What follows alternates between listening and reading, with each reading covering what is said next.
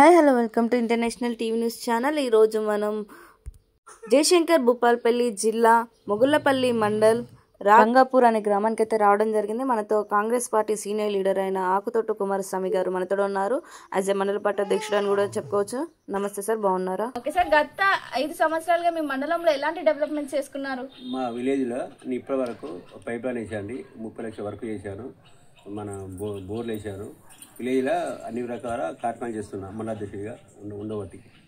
Okay sir, మీ గ్రామంలో ఎలాంటి సమస్యలు ఉన్నాయి? మా గ్రామంలో ఏదైనా సమస్యలు రైతులకు అనుకూలంగా పనులు చేస్తాను. మన ఎమ్మెల్యే సత్యనారాయణ గారు చెప్పిన పనులు శాసనసభలో పనులు చేస్తాను ఇప్పటివరకు కూడా. ఓకే సార్, ఇప్పుడు రాబోయే స్థానిక ఎన్నికలలో మళ్ళీ నామినేషన్ వేయాలని అనుకుంటున్నారంట? మన అధికార పార్టీ నుండి బీసీ వస్తే సర్పంచ్ కానీ జడ్పీ కానీ లైన్లో ఉన్నాం. ఓకే సార్, మీ గ్రామ ప్రజలు మిమ్మల్ని ఎన్నుకోవాలని గెలిపించినట్లయితే మీ గ్రామ ప్రజలకు మీరు సరైన న్యాయమే చేస్తారా? ఫుల్ న్యాయం చేస్తామండి. మేము ఫుల్ న్యాయం చేస్తాం. ప్రజలకు అనుకూలంగా ఉంటాం, పనిచేస్తాం, అనుకూలంగా ఓట్లేస్తారు. అప్పుడు ఎంపీసీ కూడా గెలిచాం. అప్పటి కాంగ్రెస్ పార్టీ పట్టుకొని 10 సంవత్సరాల పార్టీ పట్టుకున్నాం. అప్పుడు ఎమ్మెల్యే గండ్ర వెంకటరామరెడ్డి గారి పైన కూడా పార్టీని పట్టుకొని పార్టీలో ఉంటున్నాం. ఎవరికి దొంగలేదు.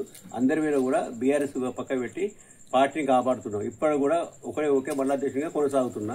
అప్పుడు మండలం కూడా ఒక 5-6 ఉండే. ఈ రోజు 100 మంది అయినా కూడా నేను భయపడతలేను. ఒకరే మండలాధ్యక్షుడిగా కొనసాగుతున్నా.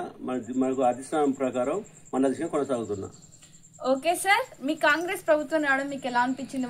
చాలా సంతోషం. ఇవాళ 6 గ్యారెంటీలు ఇచ్చారు. 6 గ్యారెంటీల మన రైతు భరోసా కానీ, ఇందిరా మిల్లు కానీ, కరెంటు ఫ్రీ కానీ, బస్సు కానీ, సన్న బియ్యం కానీ, బోనస్ కానీ రైతులకు అనుకూలంగా చర్చిస్తున్నాయి ఇప్పటి వరకు కూడా.